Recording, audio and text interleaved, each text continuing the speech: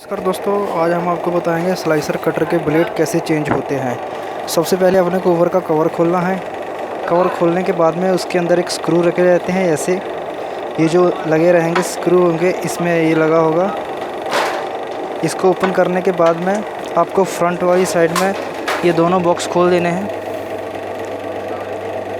ये यहाँ लगा रहता है, ये वाला आगे वाला कवर है। इस कवर को खोलने के बाद में यहाँ 2 स्क्रू होंगे, वो भी आप खोल दीजिए। हमने ऑलरेडी खोल दिए हैं। तो स्क्रू खोलने के बाद में आपको यहाँ से फ्रेम उठाएंगे। से देखिए ये फ्रेम है, तो ये खुला रखा है अभी, तो यहाँ से फ्रेम उठाएंगे तो वो फ्रेम खुल जाएगा।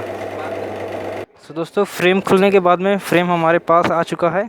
तो फ्रेम में जो ब्लेड होते हैं वो अपने को कैसे देखना है हम आपको बताते हैं। आपको यहाँ से लूज़ करना है। यहाँ से लूज़ करने के बाद में ब्लेड ढीला हो जाएगा और उसको ओपन कर लेना है। सो मैं अभी आपको बताता हूँ।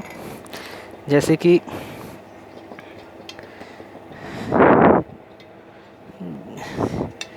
देखिए, ये अपन लूज़ कर रहे हैं।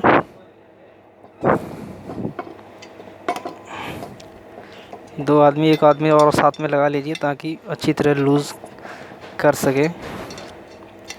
सो दोस्तों, आपको बता रहे हैं हम, ये लूज़ हो रहा है। सो ये लूज़ हो गया। इसको लूज़ किया, इसको थोड़ा सा आगे किया, ब्लेड को यहाँ से उठाया और इसको थोड़ा बैक किया। बैक करने के बाद में इसको ऐसे निकाल लेते हैं। सो पुराने वाले ब्लेड हैं हम एक साइड में रखेंगे। सो नए वाले ब्लेड इसमें इंस्टॉल कर देंगे। तो दोस्तों, बहुत ही ईजी है, बस ये है कि आपको टाइम बाय टाइम चेंज करना है। ओके दोस्तों, वीडियो अच्छी लगे तो सब्सक्राइब कीजिए और कमेंट में बताइए और कैसी वीडियो आपको चाहिए, हम आपको जल्दी उसकी हेल्प कर सकते हैं।